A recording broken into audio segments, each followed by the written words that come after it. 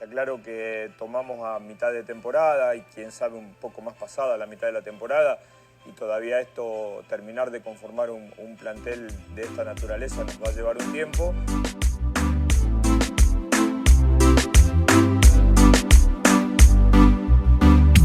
Inter Miami has a new head coach and prospects of a better future, but the team has also made some unwanted history, and the playoff outlook is grim after yet another defeat. Hello and hola to everyone y todos. Welcome back to Miami Total Football Radio, the number one and most listened to Inter Miami focused podcast that has been listened to in 50 countries and counting. It is here where the beautiful game collides with passion and analysis as we provide you with all the latest team news, opinions, inside information, general punditry, and much more via a team of seasoned South Florida-based reporters. My name is Franco Panizo, one of your three usual co-hosts. That three is likely turning to four now after the introduction of a possible new resident Englishman in Simon Evans. If you missed last week's show, make sure to check it out as we introduced a new dynamic to the Miami Total Football Radio setup. But if you did hear the most recent pod, let us know, what did you think of Simon's debut? Think he has what it takes to fill the legendary shoes of El Primo Steve Brenner? Or is that mission impossible? Let us know on our Twitter handle or on all our social media platforms, which includes YouTube, Instagram, and Facebook, and which you should go and follow if you are not already. That aside, joining me on this week's show is Jose Armando, a.k.a. Island Jose. Originally and initially, we had planned to have both of the Catrachos, both of the Hondurans, the two other opinionated veterans of this podcast, on this week's show, but Mother Nature had other plans and postponed the recording, so it's just Jose and I. Andrea Llanes, a.k.a. Ajicita, she will be back soon, but she is sidelined for this one. Jose, how are you doing today? It's late on a Wednesday, later than usual for us when we're recording. I'm sure you're tired after a long day and few days of covering the Gold Cup, but alas, how are things going for you? It's going all right. I mean, Gold Cup only happens, once every 2 years, so you know the drill. But it's tiring. But yeah, I'm happy to be back. I feel like it's been a while since I've been in the pod, but yeah, I think it's good timing. Exciting things happening right now. Not on the field, of course, but yeah, exciting things. A lot of things happening with regards to Inter Miami. Yes, they did play a game, and yes, they will play another game this weekend. But there's a new head coach in town, and Gerardo Tata Martino. So we will, of course, talk about that, what that means for Inter Miami, what we might see in terms of a style of play in the short, medium, and long term. We'll also talk about what are realistic expectations for him for this season, because Jose and I, we've done this exercise before here on Miami Total Football Radio. Nosotros hemos sacado las calculadoras. We have taken out the calculators before to do the math and project whether we think Inter Miami can make the playoffs or if they will make the playoffs. So we'll do that on this pod because we're past the halfway point of the season, so I think it's a good time to do it. We'll, of course, talk about Franco Negri's season-ending injury, another unfortunate blow for the South Florida side, as well as, of course, do the Q&A session and our final thoughts at the very, very end. So, Jose, we've got a lot to discuss. It's late, so let's get to it. All right, Jose, so let's start with the biggest news of the week thus far, and that was the announcement, finally, on Wednesday, from Inter Miami that they have hired Gerardo Tata Martino as the new head coach of the organization.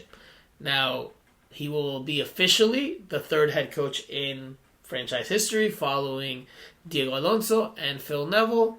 I guess you could say fourth overall if you want to count Javi Morales as the interim coach. Nonetheless, Tata Martino will lead the way for Inter Miami for the foreseeable future. Now, there were no terms of his contract in the announcement, but he will be coaching in the near future. Probably not this weekend against Austin FC, as he still awaits the completion of his paperwork, visa, and such. But Nonetheless, again, Tata Martino is officially Inter Miami's head coach, something we had figured was in the cards for several weeks now.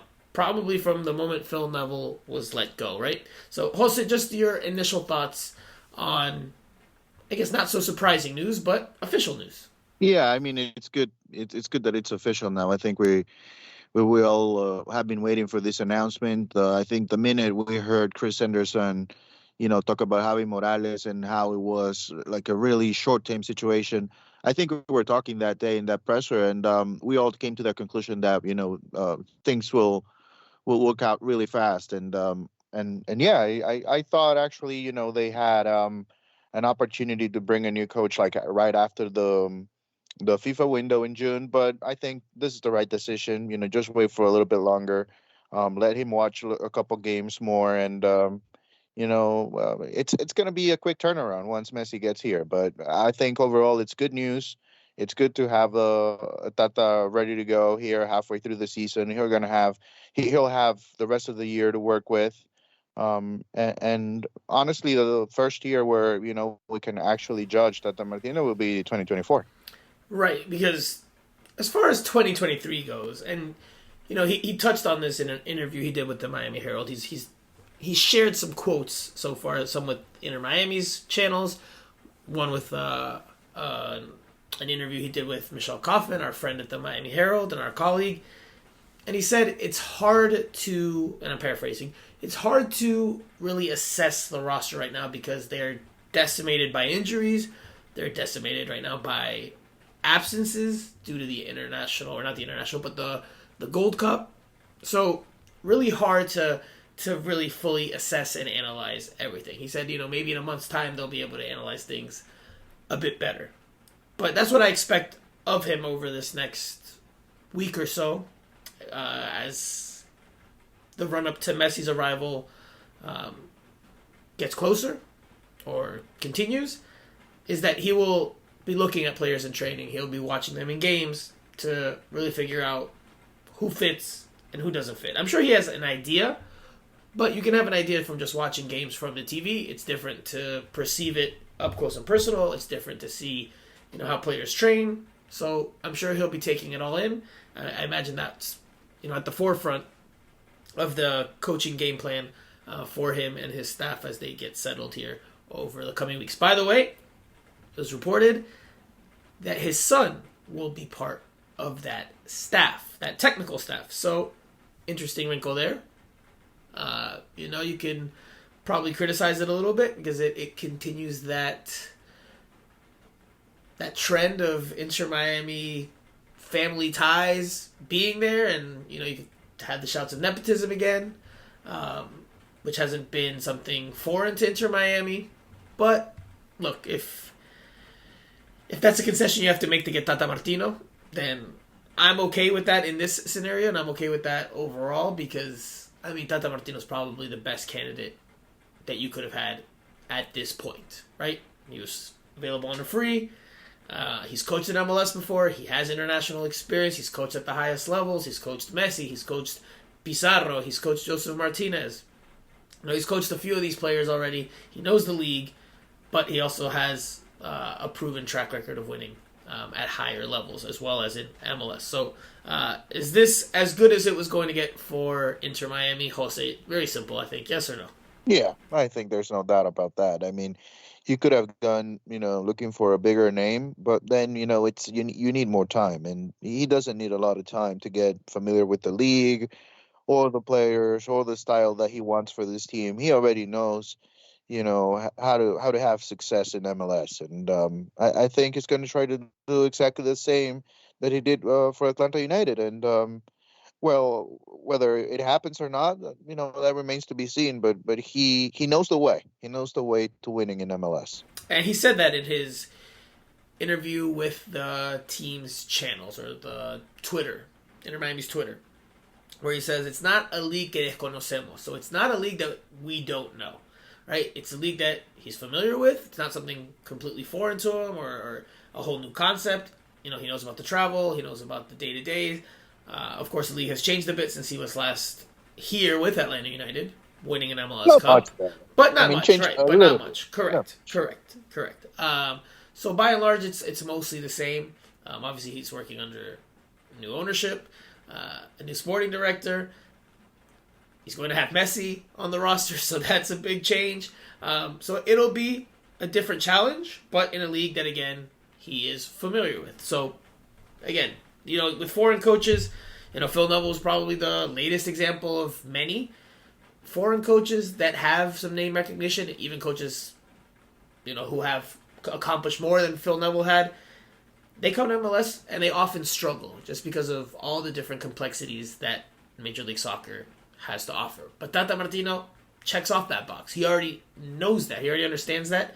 And then he's got all the other credentials winning at higher levels. So, yes, this is as good as it could get for Inter Miami, especially with Messi coming on board. You needed a coach in that locker room that Messi was going to respect and, say, all right, I can learn something from him. I understand what he's saying.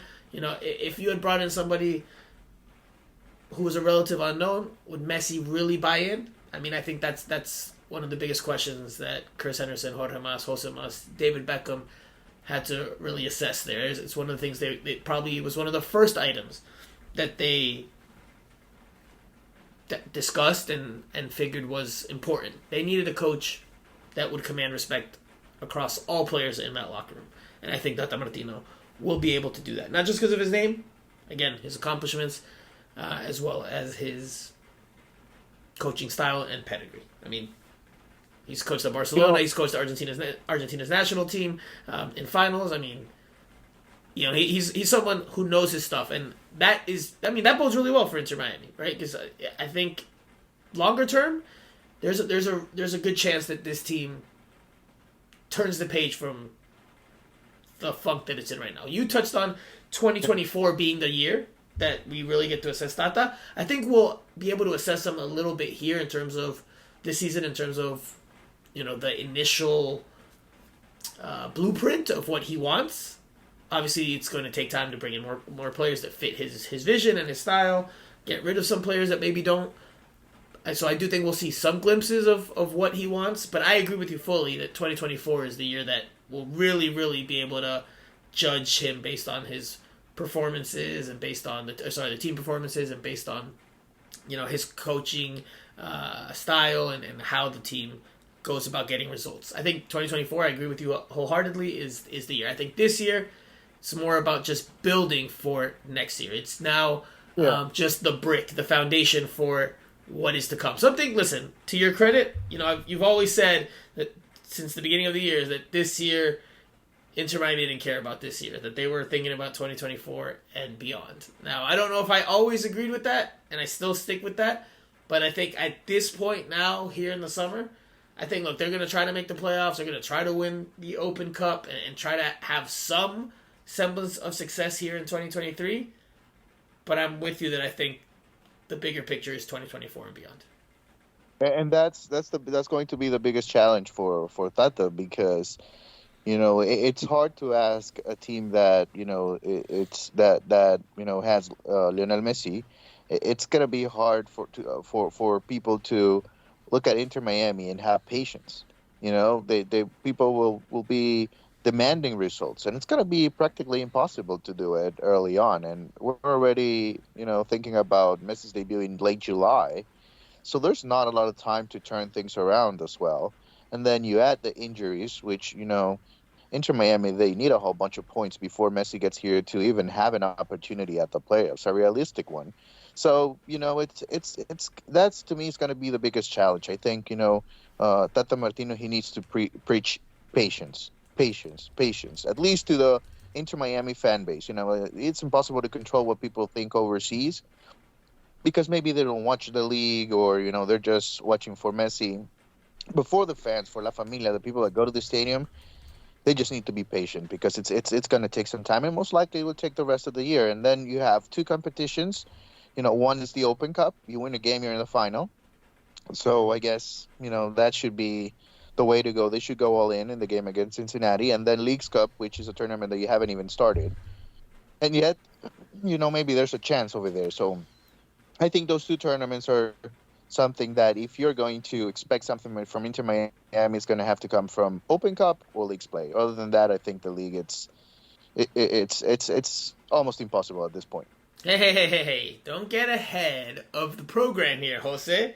We've got some calculators to whip out later, all right? We got to do some math later on the pod, all right? I know, I don't know if math is your strong suit. I know with Steve it wasn't, at Primo, but I don't know if it is for you or not. But we do have some math to get to later on the pod that will dissect what the chances are, at least from our perspective. It'll be an exercise that we ask you listeners to join in on with us as well from home and see what numbers you get and what you think Inter Miami can do in terms of the playoff push. I agree. Look, it's Open Cup or bust. Look, Tata Martino in his interview with Inter Miami's channels again that was posted on Twitter, among other places, I'm sure, he says, we're arriving at past the halfway point in the season.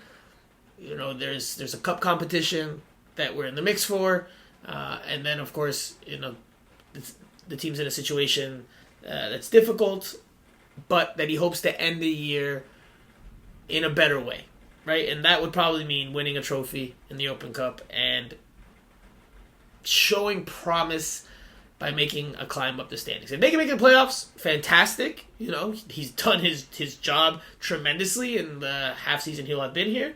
But if they can show promise and start picking up wins here and there and just climb that table to at least get within reach and make the season less of an eyesore, then I think that will be deemed a success in that 2-3 months that he'll be here coaching. Yeah, I think they need to carry some momentum, even though, it's a long break in MLS. You get eliminated in October, is it? Yeah, October, the end of the regular season, right? So then you have November, December, January, maybe late February, you get back to it. But I still think they need to carry some momentum, at least with some of the players. And, for some players in the roster as well, this will be an opportunity to prove that they belong in the team. And aside from, the big, quote unquote, now big names like Pizarro, which we know the situation with him having a DP contract, which pretty much tells you what's going to happen with him. But some other players, that might be looking into building a roster and maybe looking for players overseas. And if you have a good performance in the end of the year, then he might think twice about bringing somebody else in that position. So that's something that's going to be important.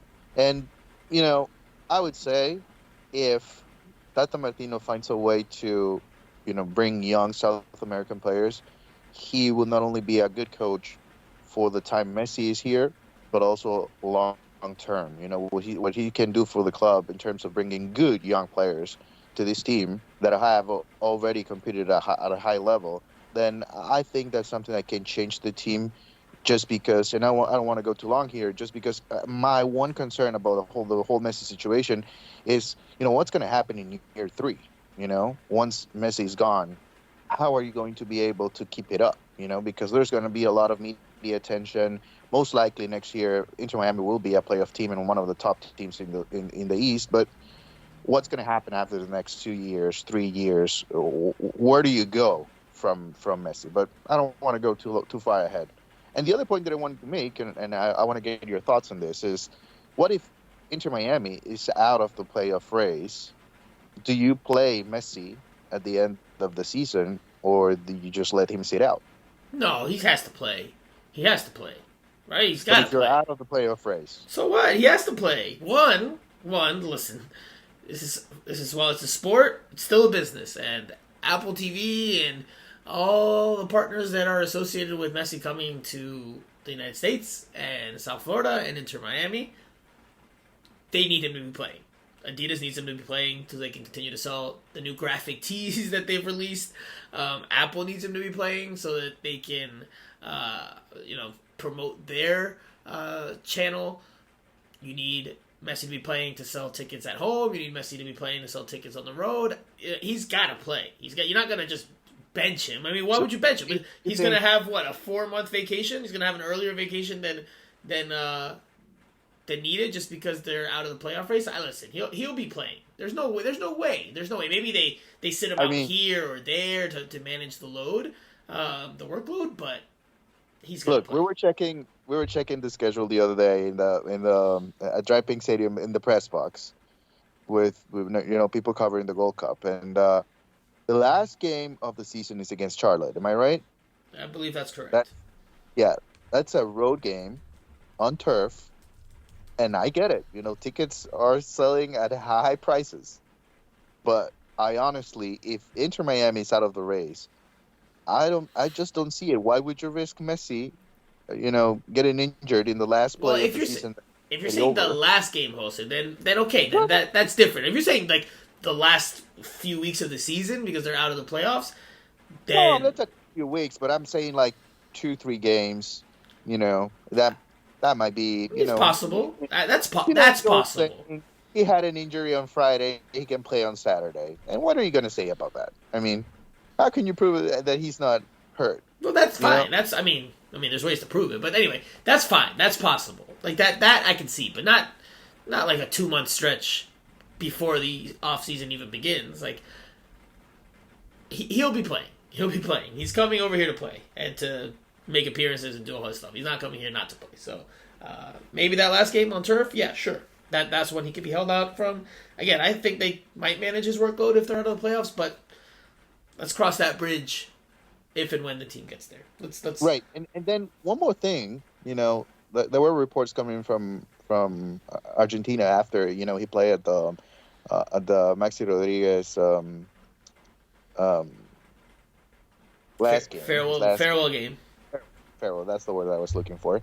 And there were reports that he was supposed to be here July 16th.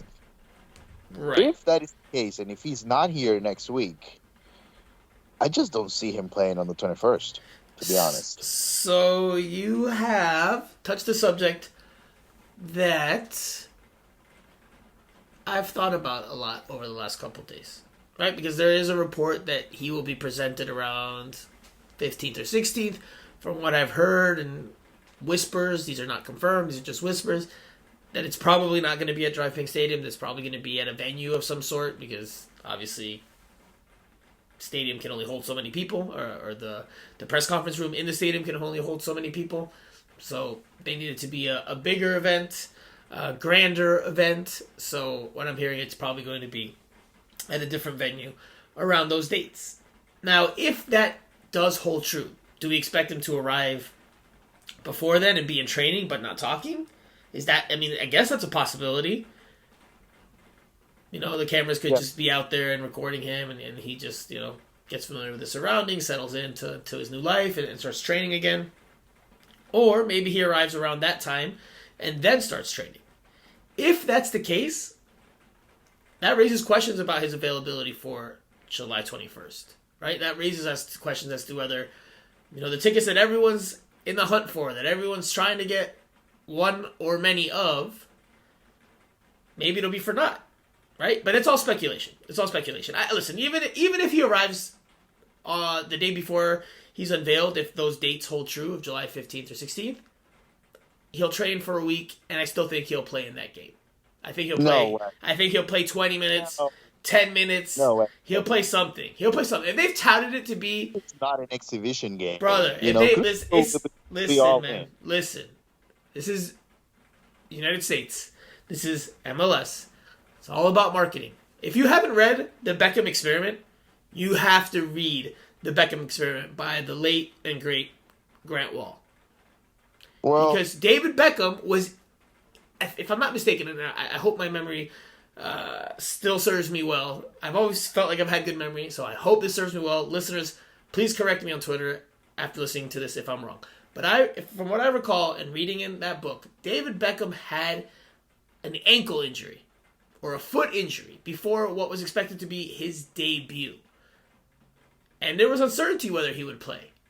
But guess what? All the powers that be from other corporations, other partners, they pulled and they tugged and they nagged and they did what they had to do to put pressure to ensure that Beckham played. And Beckham did play in that game. He didn't have, I don't believe he had a starting role. I think it was a cameo off the bench.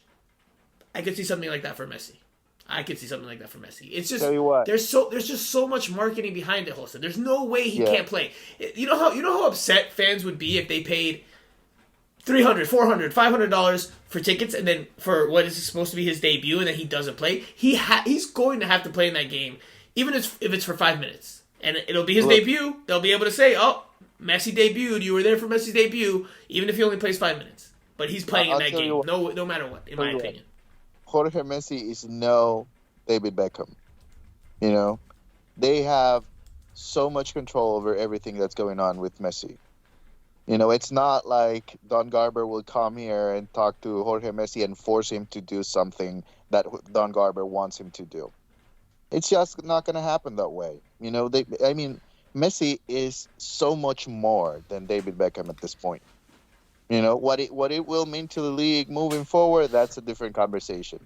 Listen, but right now, if Messi wants to play, he plays. If he doesn't want to play, I don't think it's that simple. I don't think it's that simple. I'm sure. Listen, there's a reason, Jose. There's a reason why the game that is expected to be his first game is practically the tournament opener of the Leagues Cup, right? There's a reason why he's playing a Mexican, opponent, right? There's a reason for all of this, and in my opinion, right, this is my sensation, not information, my supposition. There's a reason for it all, and that's to get as many eyeballs on this game as possible. If he has 2 or 3 training sessions, I think he plays. I think he plays. Listen, Beckham made his debut injured. In a friendly, Jose. In a friendly. Wasn't even a game that counted for anything. What Joseph Martinez is right now to this team compared to Lionel Messi. You know? David Beckham is absolutely nothing compared to Messi. Messi's a world champion right now. I don't know if he just won the World Cup. David Beckham, at that point, what's the prize for MLS? But nobody else was like, nothing changed in the rest of the world because David Beckham came to MLS. It was a huge impact to the league, but the rest of the world didn't change. I mean, Real Madrid continued to be Real Madrid, and, everything moved on. That's still going to be the case here, right? Real Madrid is still going to be Real Madrid. That doesn't change. But look, I have it right here. I pulled it up. Beckham's Galaxy debut came against Chelsea in a friendly on July 21st, 2007. He made his first league appearance against DC United a few weeks later after recovering from an injury. That was an injury he carried into that game against Chelsea. Like, under any other normal circumstance, he wouldn't have played against Chelsea. But because it was his debut and a debut in MLS, he had to play against Chelsea because there's too much more. There's so much marketing behind it. Jose, I think you're forgetting that this is a business, and I don't think it's that clear cut to say Jorge Messi will just be like, all right, well, he's not playing because I say so. I'm pretty sure there's probably some contractual obligation that requires him to step on the field, whether it's for 2 minutes, 3 minutes, 4 minutes. You don't think they had an influence in bringing Sergio Busquets and Tata Martino? You don't think that? Do you remember what happened when Gonzalo Higuain came over, and just a few weeks later, Federico Higuain was signed by Inter Miami? Absolutely, Jose. Absolutely. If Pipita was able to do that, you don't think Messi is able to move chips around the way he wants? And he doesn't get to just move chips around the way he wants. If MLS has made it a point that he has to play in that game for at least 5 minutes, then he's going to play in that game for at least 5 minutes, Jose, unless he's actually so severely injured that he can't step on the field. If he's able to walk... He's not injured, but, you're risking him by playing him with only 2 or 3 training sessions. We're doing a hypothetical scenario because we don't know yet when he's arriving. So we're just doing a hypothetical scenario. Let's get back to the main talking point, which is of the day, which is Tata Martino. And what can we expect from his style of play? What can we expect from not this Inter Miami group, but longer term, right? If we take Atlanta United as a prototype, can we expect that type of playing style for Inter Miami? Technical style. You touched on him being able to recruit players from South America because of his connections and his network and who he is. Also having Messi as a bargaining chip and the aura of Lionel Messi and what he can provide in terms of being an alluring chip alluring bargaining chip for players. I mean, I think Inter Miami in 2024 can be a real problem, and I say that in the best way possible. In 2023, look, I think it's all but done in terms of their regular season fate. The Open Cup is their one chance at putting some shine on this season. But 2024, I could see Inter Miami being a contender very quickly if they make the right signings and those signings come out and have a seamless transition. Tata Martino, his first year with Atlanta, they spent money, they competed, they had some growing pains, but they were a contender that first year. And then they won it his second season. And they were a team that was very good with the ball. They became a team that was also very good on the counterattack during their championship run. They had Miguel Almiron, the Paraguayan international, who's over in the English Premier League now, thanks in part to Tata Martino coaching him. Joseph Martinez took the league by storm when he first arrived. A healthy Joseph Martinez. They had Leandro Gonzalez Pires, who technically right now is still an Inter Miami player, although he's on loan to River Plate.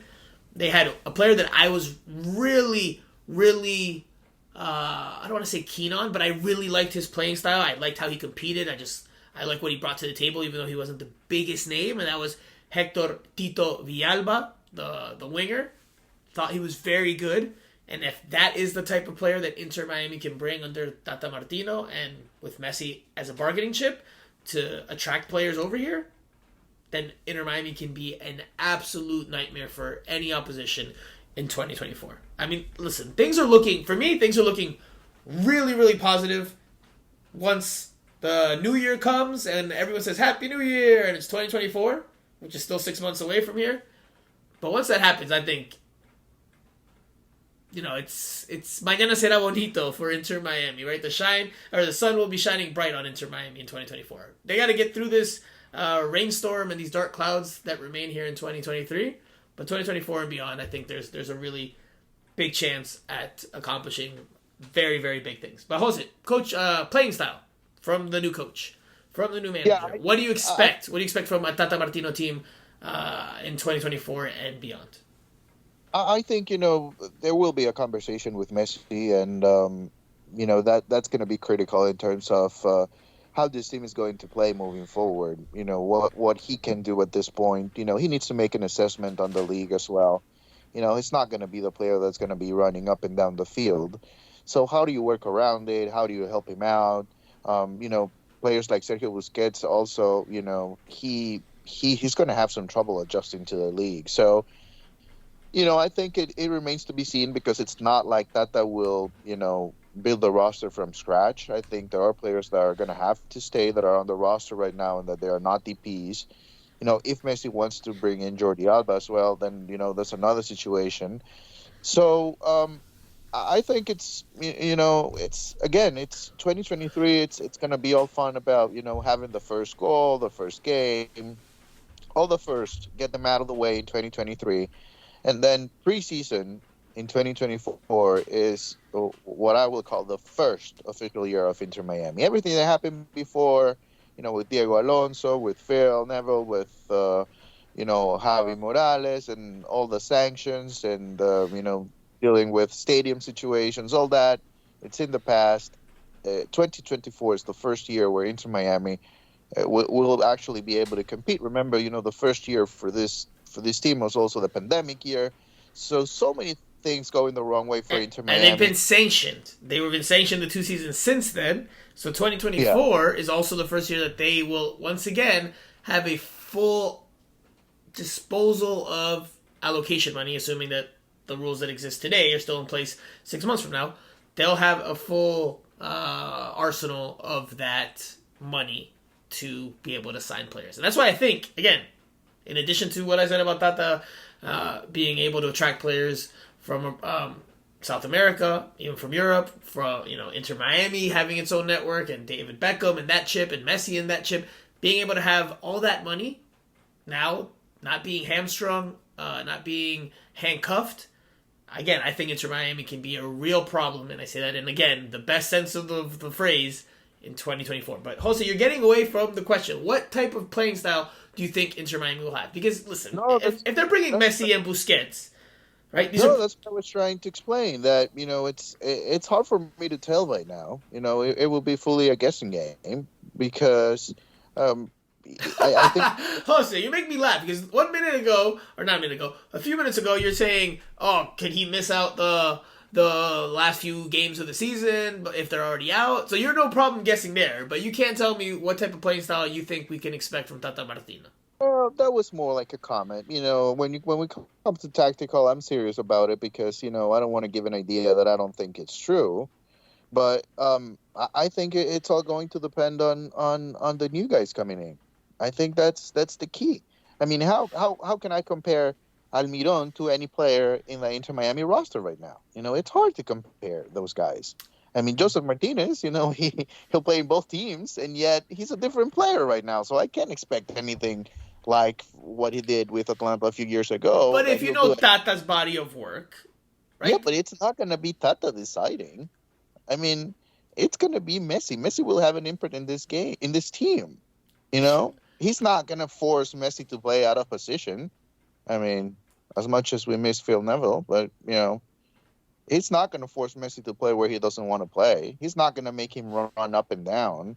So Messi won't be playing as a left wing back, is what you're saying?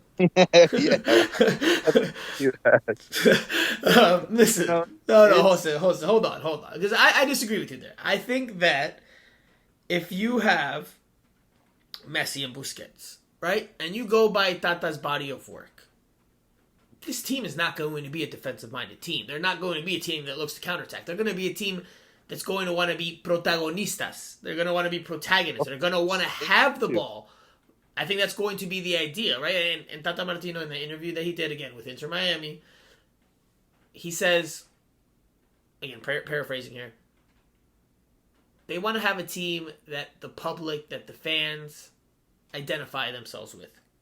Un equipo con cual la gente se siente identificada.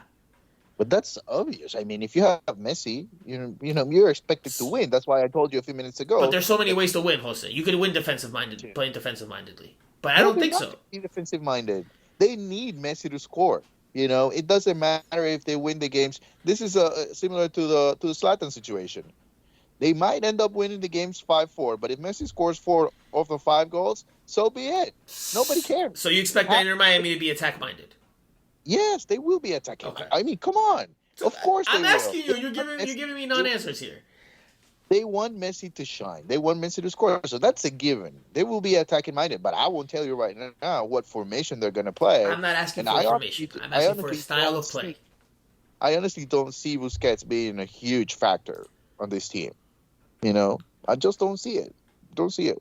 Hey, listen, I'm not saying I disagree with you, but I'm saying by the 2 players that are being brought in Messi and Busquets, which are the start of this new era, I think that tells you that they're going to look to have technical players that can knock the ball around. Now, in MLS, a league that's very physical, that foreign players constantly talk about the back and forth, the transitional play that often exists, and that Simon Evans last week made a very good point on by saying it's very transitional because teams can't combine consistently and have long passing sequences, which leads to transitional play. They don't have the quality to do that, which is probably a good analysis, at least in my opinion.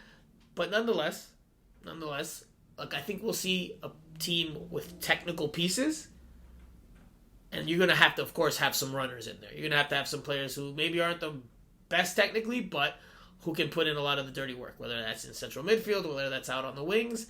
I mean, you're going to have a combination of technical players and physical players or athletic players, right? Maybe not physical, maybe it's not the right word. In Spanish, maybe, but athletic players who can cover a whole lot of ground. Because like you said, Messi's probably not going to cover a whole lot of ground, especially defensively. Busquets, how much ground can he cover? Right? You're going to need to complement them with, sure, some other technical players, but also probably some athletic players whose strengths lie in their ability to run and their ability to cover ground and put in the dirty work. So, again, the point is that I think you agree, Inter Miami is going to become an attack-minded team. We've heard that from Inter Miami from the start, from 2020 until now, that they want to be an attack-minded team. They want to have the ball. They want to dictate the tempo. But we've rarely seen it, right? Diego Alonso, up and down in terms of his ability to do that. And then Phil Neville, also up and down in his ability to get the team to do that. They were never consistently a team that dictated the tempo. So I think with Tata Martino, there's a real chance. They didn't have Messi, so just to be fair. That's true. Fair enough. Yeah. Fair enough. All right. So I think we already touched on the realistic expectations for the season. I think you agree with me again.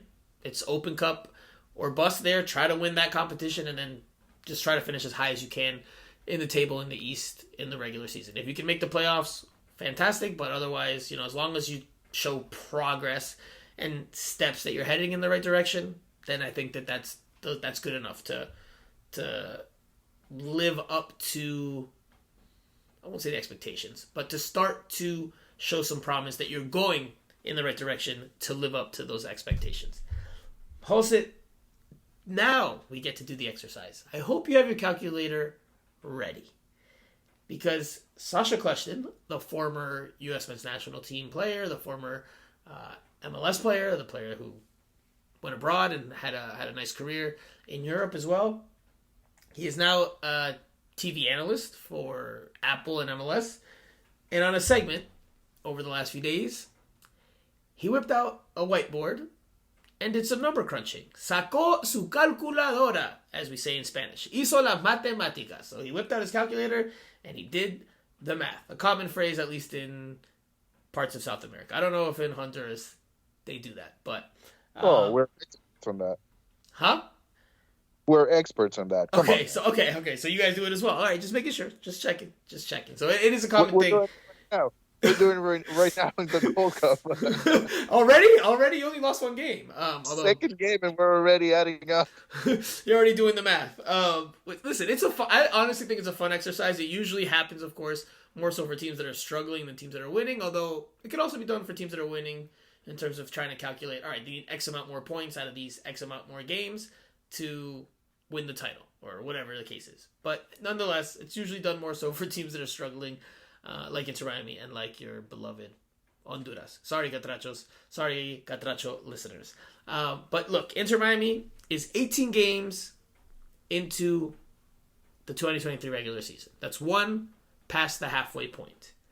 They are 5 wins, 0 draws, and 13 losses in terms of the record. 17 goals scored, 28 goals against. They are currently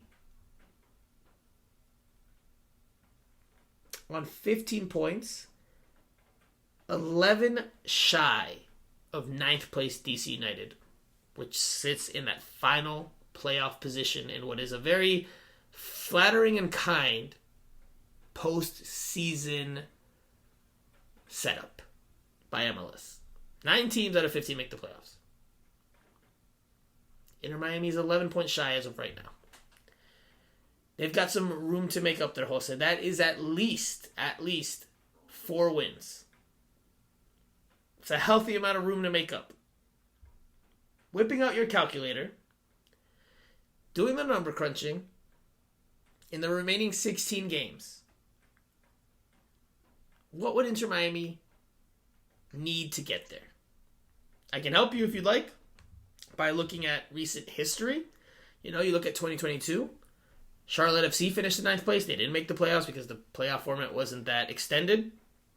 But 9th place team in the Eastern Conference last year finished on 42 points, okay? Jot that down. Yep. 42 points. 2021, the 9th place team, the Columbus Crew, finished with 47 points. So more than Charlotte did last year.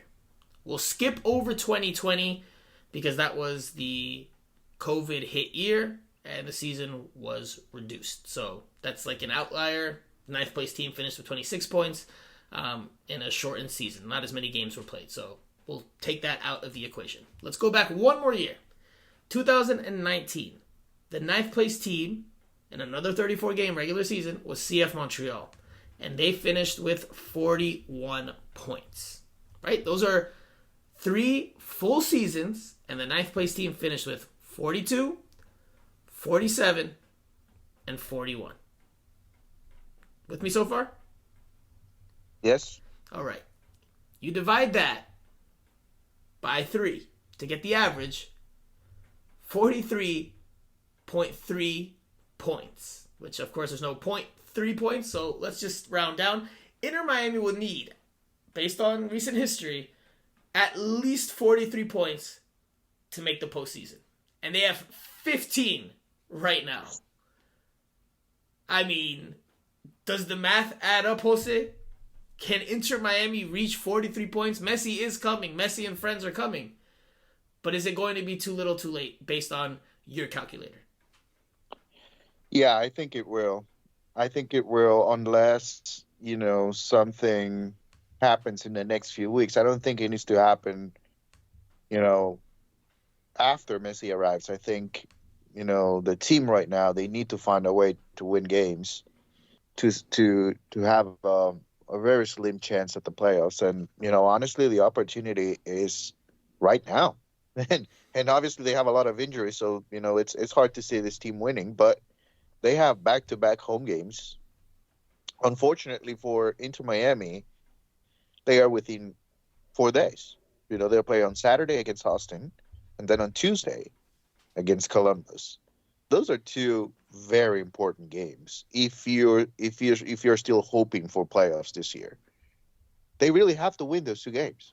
If they don't win those 2 games, and then they have to go on the road against DCU, St. Louis, then I just don't see it. I don't see it. Give me some math though, brother. I want some math. If they need 43 points, right? And they right now have 15. They need 28 points from their remaining 16 matches. All right, let's add it up. Which is doable, right? 20, you could get 28 points from 16 matches, right? How many points are at play from those 16 matches? Times that by 3, 48 points. Yeah. So they have to get 28 points out of 48 available, based on recent history, unless something wild happens with the Eastern Conference and the numbers are all end up skewed or in a different direction. And by the way, this is professional sports. It is unpredictable, but you can base trends off of recent numbers. We can call this advanced analytics. Miami Total Futbol Radio's advanced analytics. 28 points out of 48 available is not impossible. But Messi won't be around for all those available points to compete for. Once you look at the schedule, then you start thinking, okay, where can I find those points? Well, I think first you have to take into consideration the state of the team. They're on a 7-game losing streak, longest in franchise history. And injury after injury, they're piling up. Messi and co aren't here yet. Tata Martino won't be on the sidelines this week unless his paperwork comes in overnight delivery. So, it's still going to be this limping, hurting, limited team for at least the next game or 2. Let's add it up real quick here and see how it goes. All right. Austin and Columbus, how many points do you think they get? I say 1. 1. So DC United on the road. I think they don't get any points there. St. Louis on the road, they don't get any points there. That's July 15th. That should be the last MLS game without Messi. Then they go back to MLS play August 20th against Charlotte. I don't see them getting any points there because, on August 23rd they will be playing Open Cup against Cincinnati, so they will be going all in for the Open Cup. It makes no sense. So, how many games do we have left at that point? So I'll say this before you get too far. I'll say. No, I wouldn't go that far because it's pretty simple. They'll be eliminated at that point. I'd give them 3 points during this next stretch of 4 games. I think somewhere along the way they'll get 3 or 4. I think they'll win 1. It's MLS is still a league of parity, and yes, Inter Miami is in a bad way right now. They're in a dark hole, but I think they'll win 1. I don't know which one. can't see them losing, what would that be, 8, 9, 10, 11 games in a row. I think they'll win one, just based on how MLS is. You know, they'll pull off an upset, or they'll pull out 3 points in one of those games in some way, shape, or form. But I agree with you that the math it's not looking good. It's not looking good. Now, maybe some Inter Miami fans out there, some listeners, they'll do the math and their calculations will be completely different, and maybe there is a way into the playoffs.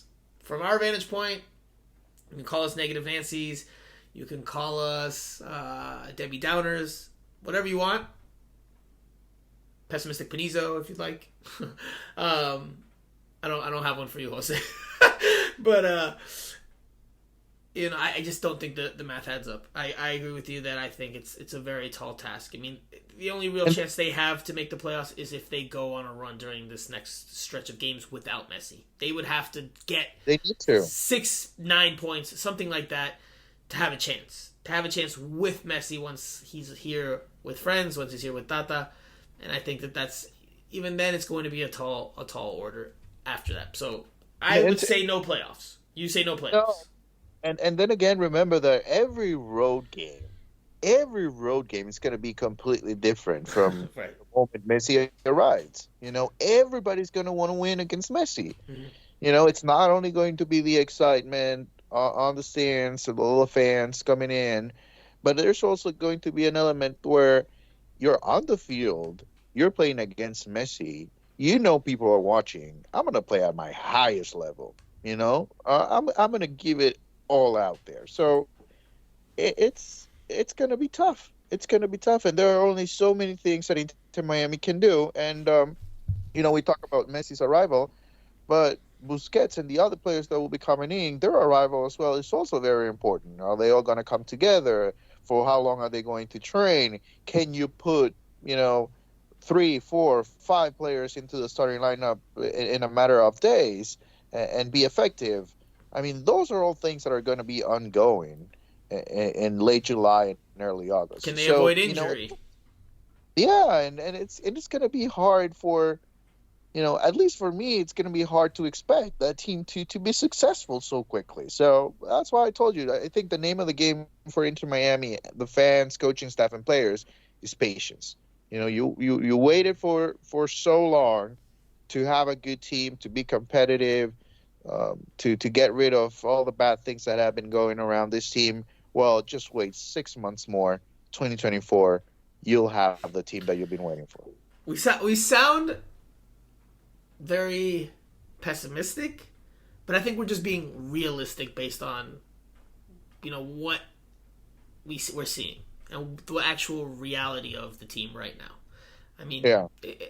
I think you'd have to be either a visionary or a diehard Inter Miami fan to say you would bet money, hard money, like real, like good money on them making the playoffs. Because that's not a bet I would take. I would not bet my house on Inter Miami making the playoffs this year. No. But listen, it's still got to be a lot of fun. Oh, absolutely, absolutely. You'll get all the attention. You'll get to watch Messi. Even if he struggles early, you'll get to watch him play every weekend wearing your jersey of your team. I mean, it doesn't get any better than that. They can play the role of playoff spoiler for other teams, which is not as fun as being in the mix, but it's a different type of fun, right? It's a different type of fun. You know what? This reminds me the last season for Dwayne Wade, the Miami Heat. You know, they were fighting for the playoffs until the end, but then, you know, the last 2 games was all about D Wade and celebrating him and his career. Well, I think it's going to be similar in a sense here where, okay, you're going to make a push for the playoffs. You're going to try. You're going to obviously fail because, you know, at this point, it's nobody's fault, but the team has been going through in the last few months. So be it. Not going to make the playoffs, but still, let's celebrate Messi. Messi's here. We'll be ready to go next year. And that's going to be the theme. It's still going to be fun, but, you know, if you're expecting titles this year, look at August 23rd against Cincinnati. If you don't win that game, then, you know, it's all about Messi and having him here. Okay, so we've said what we think for the rest of the season. So now let's quickly rewind before we look ahead in terms of the recent and short term. So Inter Miami recently played against the Philadelphia Union away at Subaru Park in Chester, Pennsylvania this past Saturday.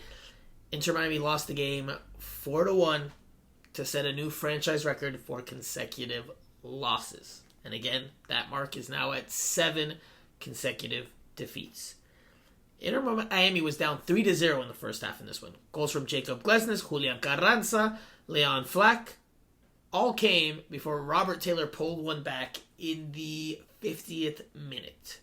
He made it 3-1 early in the second half. Gave Inter Miami some hope at a potential comeback, but then a David Ruiz own goal in the 68th all but sealed the result. 4-1 final score. This was Inter Miami's starting lineup.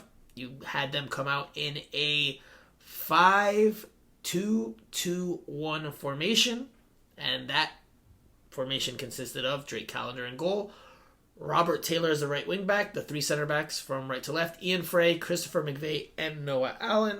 Your left wing back, Franco Negri, who we will talk about in a little bit here. First line of the midfield was David Ruiz and the returning Dixon Arroyo. Ahead of them as the joint 10/8s were Benjamin Kremaski and Rodolfo Pizarro. Up top by himself, Joseph Martinez. Jose, we don't need to spend too much time on this game, although there's bits and pieces that could be dissected in a little bit more detail. We'll of course talk about Negri's injury, but just quickly, your overall thoughts after this record-setting defeat. Why is Campana not playing? That's my thing. I agree. I think that's a question that needs to be asked. And I wanted to ask it in the post-game press conference. I didn't get a second chance at it, a second go in the press conference to ask, but that was what I had ready for Javier Morales. Like, why does he continue to turn to Joseph Martinez? And let's be fair to Joseph Martinez. Inter Miami's not losing these games because of him, right? It's not just one player's fault that Inter Miami's losing these games, especially a game like this that was so lopsided. But I'm not seeing a whole lot that he's giving you up top. So I agree with you that why are we not seeing Campana from the start? Like, what is it in Joseph Martinez that Javi Morales and the current coaching staff see to rate him above Campana? I'm with you 100% on that. 100%. Yeah, and the FIFA window is not an excuse because he did start the first game, but I don't think he started the second one. And then Joseph as well was away for the FIFA window. So I don't know why he's not starting, but I think this game particularly to me comes down to, remember a few weeks ago when we were talking about David Ruiz and Kremashi, and we thought, well, they're gonna go through ups and downs in the season. They're too young, they're still learning. They're gonna commit mistakes. Well, I think it comes down to that. You had too many young players on the field, mistakes at the wrong time, and Philly capitalized. I mean, I think very few people expected Miami to win the game against Philly. I mean, best case scenario, get a draw out of it. But with the roster they had, they started in 11. I mean, it was pretty obvious that Philly will dominate that game. Yeah, it was always going to be a mountain climb for Inter Miami to win. Right, getting something out of it would have been a major positive. Just getting a draw.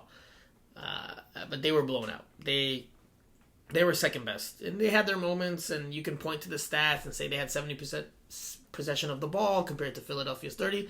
But Philadelphia isn't a team that really prizes possession. They don't care if you have the ball. And in this game, good example, they won 4-1. I know Javi Morales after the game pointed to defensive mistakes and being weak defensively. I don't fully agree with that. I think they need to do more with the ball. And I think if you look at the season numbers, it's in the attack where they've struggled more than in the defense. That's not to say the defense is blameless. But look at your back line. And this is something Simon Evans and I missed last week, because we hadn't gone to practice yet. So we didn't know Dixon Arroyo was on the cusp of returning and available again.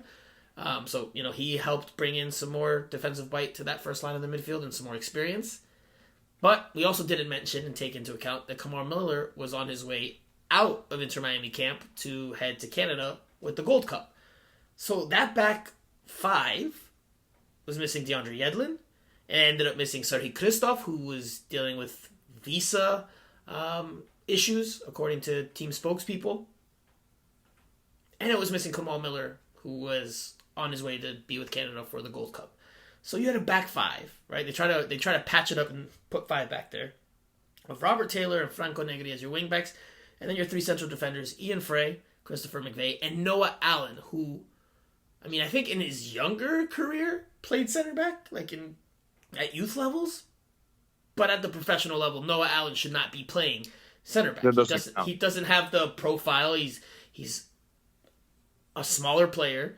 And I get that they're very, very limited in what they can do. But that just shows you, if Noah Allen's playing center back in a game for points, that shows you the situation Inter Miami's in. That's how badly they're reeling right now in terms of available players. Because Noah Allen should not be playing center back. I don't think he did poorly, all things considered, for playing his first professional game as a center back. You know, he didn't have any bloopers like Christopher McVeigh had. And that blooper from Christopher McVeigh where he allows the ball to bounce over him or he miscalculates it and then it ends up in a goal. I mean, that made the rounds in South America. And this is something, Jose, we've discussed, something I discussed with Simon last week. The attention and the spotlight is going to be bigger than ever on Inter Miami. And mistakes like that's no longer going to be just like, oh, well, it was a mistake in an MLS game. Now it's going to be making headlines internationally. And I call it a blooper, because in an article I saw in South America, it said, blooper de defensor de futuro compañero de Messi. So look at this blooper from one of Messi's future teammates. Like, it was having, I won't say a go, but it was highlighting the very big error that Christopher McVeigh made. So, and I think that's going to be across the board. Good, bad, ugly. The spotlight is going to be big on Inter Miami and every game and every play, for better or for worse. So, I think there's a few other points we can talk about from this game before we get to, obviously, possibly the other biggest talking point. But that's that Harvey Neville returned to the mix, came off the bench in this one. Robbie Robinson came off the bench for the first time in a year. Or he came off the bench to make his first appearance in over a year.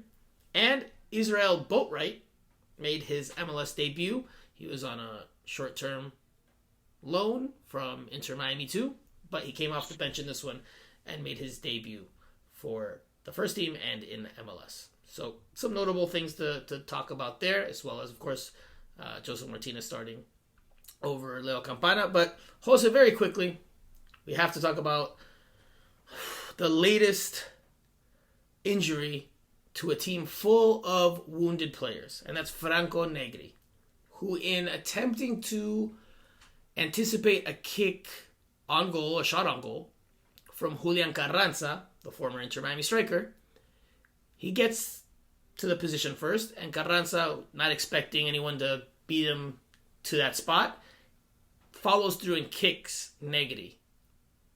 And you could see from Negri's reaction instantly that it looked bad, and that it was bad. He looked in as much pain as Corentin Coco Jean did a week before against the New England Revolution. It looked that bad, and it has been confirmed. It's an ACL injury. He will undergo surgery. He's out for the rest of the year. A shame, because Negri, although I don't think he was incredible, I think he was one of the better performers for Inter Miami this season. I mean, for me, Jose, this is a bad team with bad luck, because it's injury after injury after injury. I mean, your thoughts, because Negri now joins Coco, he joins Gregory, he joins Jean Mota as players with long-term injuries. And they're all, I mean, maybe Coco you could say isn't, but the other three are starters on this team, at least when the season began. Coco was as well, but you know, his place started to fluctuate. He was in and out of the lineup. The other three were penciled in starters, as long as they were healthy.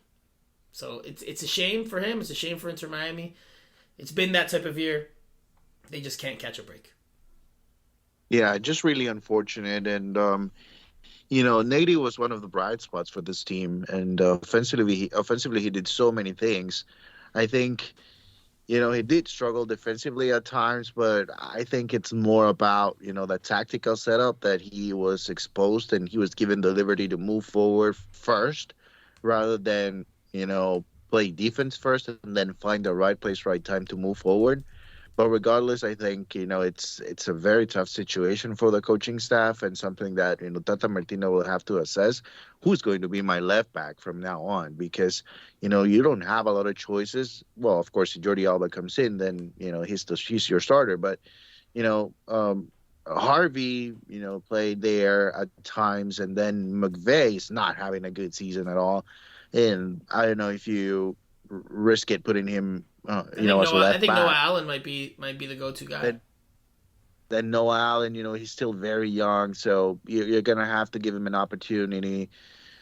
It's not like you have a clear cut, choice. Like if you had Kieran Gibbs, let's say, in good Right. form, and, Kieran Gibbs, that's his job now. But it's so unfortunate. I really felt bad for Nady because I thought he was, you know, not that the other players didn't do it, but he came in with the right mindset and he was ready to go from the first day.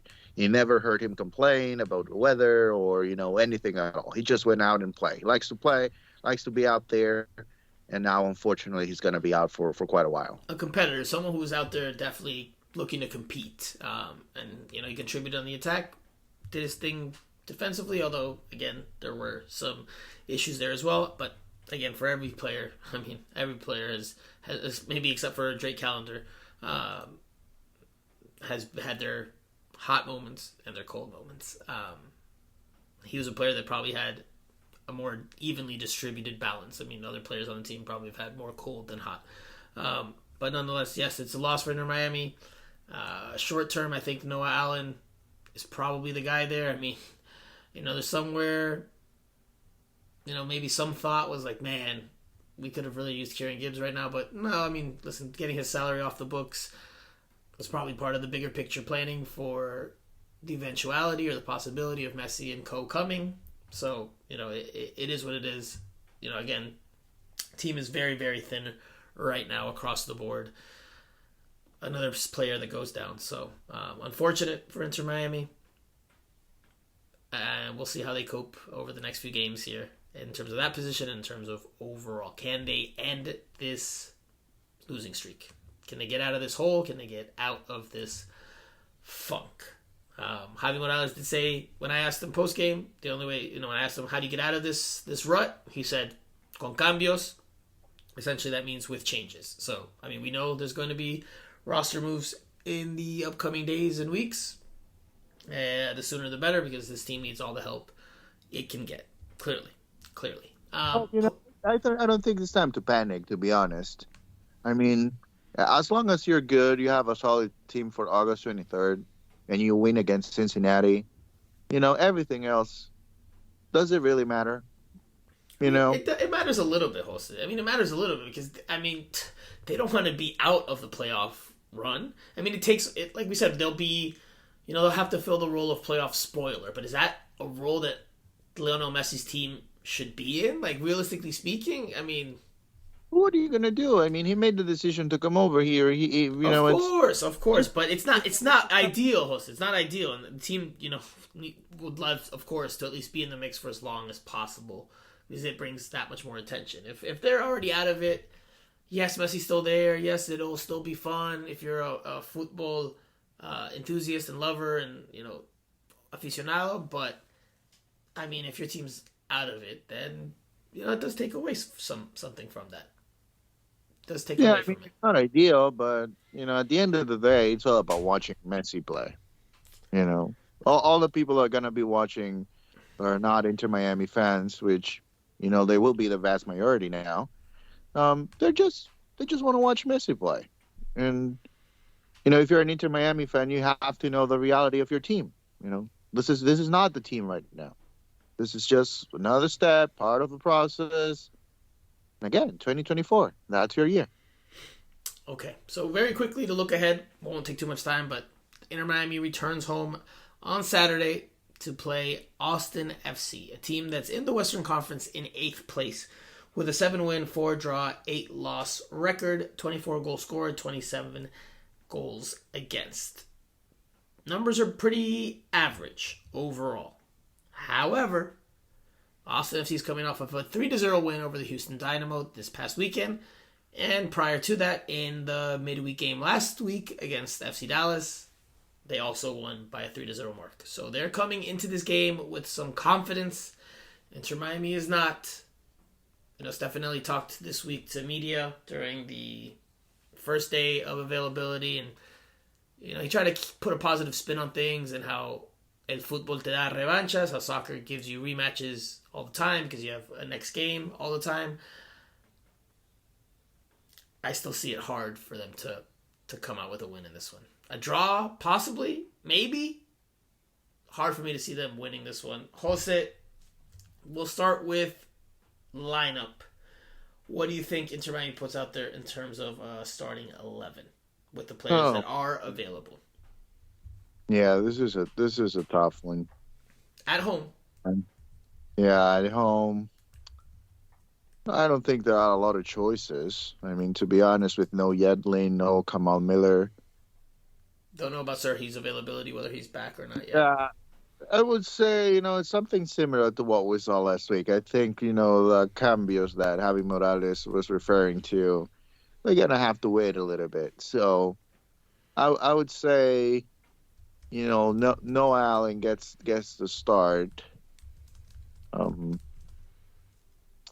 Yeah, I think it's going to be quite similar to last week. I just don't see a way in which you're having Morales, you go out there and change a lot for just a few weeks and create more trouble than what you're in already. So I would say yes. There will be changes, but maybe Campana gets the start. But middle of the field, I think Taylor will start, David Ruiz will start, Arroyo will start, and then maybe you move Noah Allen. Hopefully, Sailor is back. Is he back? Don't know yet. We don't know yet. We don't know about his availability as of right now, Wednesday. We don't know about Christoph. I mean, if one of them's available, I imagine they start. But if they're not, if that Christoph leaves... is back, he starts. If Ryan Sailor is back, then he might start as well. Yeah, because you have to move Noah Allen to Negri's spot on the left side. So there's not a lot to work with. There's not a lot to work with. It's just, and even what makes it hard to predict is the fact that you're going to have to move players into positions where they might not feel comfortable, just like Noah Allen did it last week. So but I would think Campana needs to start, especially playing at home. If you want to win games, and then again, there's a problem that you'll be playing again on Tuesday. So at some point on July 4th. Yeah, July 4th. I don't expect that game to be very well attended. You don't? I don't think so, man. A bad team on a holiday. I mean, people are going to want to be barbecuing out on the beach. I don't see a lot of people going to the stadium. But anyway, I think they should have played the game a little bit earlier. Maybe that would have helped. But regardless, I think lineup is not going to change at all. I think they'll go with the same lineup, except that Noah Allen will play on the left side, and Christoph will come in the starting 11 if he's available. I mean, I could definitely see that. I'm going to go with the assumption as of what we know today. We don't know about Christoph and we don't know about Sailor, so I won't speculate on them. I mean, if one of them is available, I absolutely think they start. It's tough. Very, very tough. You know what? I could see a 4-2-3-1 maybe. And I'm going to actually put a prediction out there. Again, based off of what we know on Wednesday night. This is what I have. And it's obviously with the limited options they have. Calendar in goal, 4-2-3-1. Robert Taylor, Ian Frey, Christopher McVeigh, Noah Allen as your back four. First line of the midfield, I think Dixon Arroyo and David Ruiz are your really only options there. That second line, I think Robbie Robinson could get a start after coming off the bench and showing some things. I don't know if he was great, but Javi Morales seemed to talk positively about his impact, so maybe Robinson gets the start. Benjamin Kremaski, Nicolas Stefanelli, and I think Campana up top. I don't know if that's I don't want to say the best lineup you can put out there. Maybe there's room for Pizarro, but I mean, with what they have available and the fact that they're at home, maybe that's not the worst idea. Maybe they do stick with the back five though. We'll see. Jose, key to the game. We'll wrap up the first segment after that. What does Inter Miami have to do well to win this game? I think they have to score early. I think they need to get off to a good start. Then they're gonna have to play good defense. But if they score early, they have a shot at getting a draw.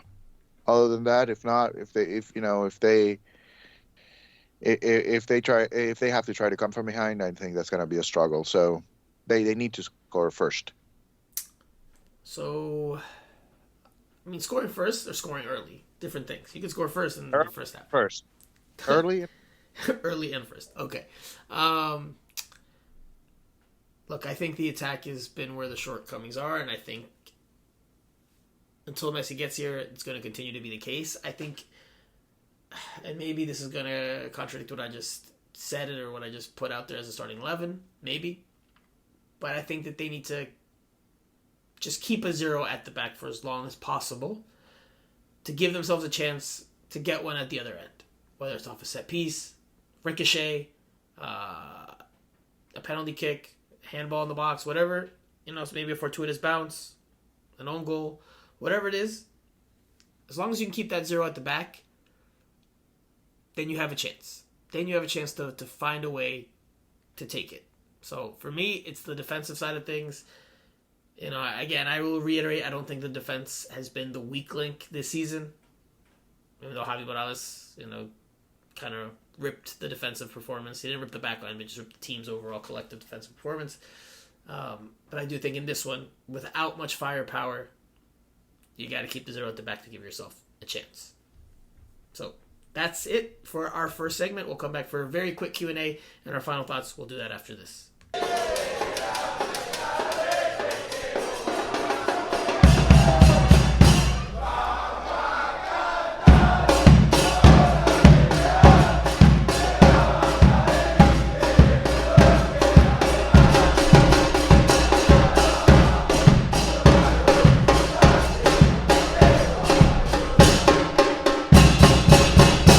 Jose, a very quick Q&A session because it's late. It's past midnight now here, thanks to Mother Nature. So we'll go with something that was a talking point on Wednesday as well. And it's not really a question, it's more of a comment. It's from Tommy, who I believe is a first-time... I can't call him an asker because he's not asking a question. He's more of making a statement. But first time he's a participant in our Q&A session, although we're bending the rules here a bit. Tommy says, the whole ticket thing was a fiasco. On top of that, nobody answers the phone for the team. People are still waiting for their codes 7 hours later, Franco. So what Tommy is referring to is there was a second presale for season ticket holders for the expected debut of Lionel Messi on July 21st versus Cruz Azul in the League's Cup. That took place on Wednesday. There was a link emailed, or there was supposed to be a link emailed to season ticket holders with a unique code. So that code could only be used once, and it could only be used once per account. So you couldn't share the code with anybody else. Otherwise, it wouldn't work for you. And that would allow you to buy tickets. Now, for some people, from what I've heard, it was seamless and smooth, and they were able to get their tickets. For other people, it was a bit trickier, a little bit more difficult, but we're also able to secure tickets.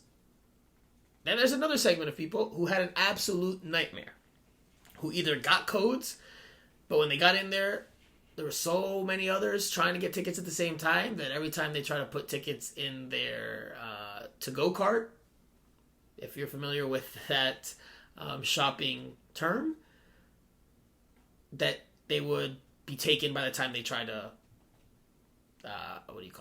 not cash out, but I guess purchase them. And then there's another segment of people who, like Tommy, didn't even get a link, apparently. So for some people it went really well, and for some people it went very, very poorly, and there's all levels in that spectrum of how the experience was. Listen, I get it's not ideal for you, some of you. I 100% understand the frustration. I think you're going to have to get used to it now with Messi coming. The demand is high. I mean, Inter Miami is adding corner seats. There will be opportunity for more tickets if I'm not mistaken, but it'll be more to the general public. Of course, there's going to be resales as well. So you'll have your opportunity, although you'll probably have to cough up a prettier penny. But there should be chances. I understand the frustration, but again, demand is very, very high right now. So I think it's just part of our new reality as people either covering, watching, following, or rooting on Inter Miami. This is just part of the equation now. Because there's going to be all different types of new people trying to make their way to get a piece of that Messi mania, that Messi magic. Jose, anything you want to add with regards to that? No, I think you're absolutely right. We all are going to have to adjust to everything. The team will change drastically in the next few weeks, and it's high demand, and that's what happens when you have the best player in the world on your team. It's all exciting, and things will change. I mean, parking was a problem already, and now, even though the yellow lot is back, we were able to park, by the way, for the Gold Cup. So I don't know. The question is, would you rather have this type of problems, and or would you rather not have them and not have Messi? I mean, I think it's pretty clear, right? I mean, of course. I mean, obviously there's people that would be like, well, why can't they play at Hard Rock? But we've already talked about that. Simon and I talked about that last week. There's a lot of reasons for that. Listen to last week's pod and show if you haven't already. Yeah, it's the new reality. It's the new reality. And there's going to be some disappointment in terms of getting tickets at times, but there's also going to be the thrill at times of getting tickets and being in the stadium to see Messi play and see arguably the greatest player of all time do what he does and dribble by defenders and score a free kick goal or score a bender to the top corner or a penalty kick. All the stuff that will stay with you. I mean, there's going to be highs and there's going to be lows. It's just, again, so you're going to have to get used to having some disappointment in terms of not being able to get your hands on everything or be a part of everything. It's just part of the new normal, as far as Inter Miami is concerned. All right, Jose, final thoughts. It's late. Give me a quick one. Do you want to talk about Yellow Lot? You can go for it if you want, or you can give me something Honduras or whatever you want. Floor is yours. Can we talk about the team training at 8:20 a.m. and driving from very, very far? Speaking of frustrations, this is a personal one for you. But it's all right. We'll survive. So, no, yeah, I just, I want to share some insight on Gold Cup for the people that didn't get to go. It was fun, man. It was a lot of fun. A lot of Guatemalans last night, or on Tuesday, I don't know when you're listening to this, but on Tuesday, a little bit. Don't. I think the attendance numbers are a little bit misleading. Last night they reported around 13,000, but clearly there were so much more than that. But, just overall, the great experience, aside from the rain delays during the preliminary round. So if the Gold Cup comes back in 2 years, make sure you go and enjoy some of those games. It's just different, but it was fun. It was a lot of work, and we're going to get to watch the rest of the way on TV, but yeah, it's going to be exciting. So my final thought will be on what you touched on. The Yellow Lot apparently is back, right? There's been an agreement made between Inter Miami and some of the officials, so it looks like parking will resume as it normally was once Messi's here. So that should help alleviate some stress or some worry, because obviously that was a big concern for people that had already been attending games and had already seen a bit of the nightmare that was the parking situation when that Yellow Lot was taken away. It's coming back. So, or it's already back. So that's good news. All right, Jose, it's late. We've been talking for a good bit. We'll wrap up the show there. We will be back again next week. I don't think we'll make it before the 4th of July game, so we'll probably return at some point after that to dissect the two matches and discuss all the other tidbits around Messi mania and Inter Miami. So for Jose Armando, I am Franco Panizo. You have been listening to Miami Total Futbol Radio. We will talk to you guys again next week. Have a happy holiday.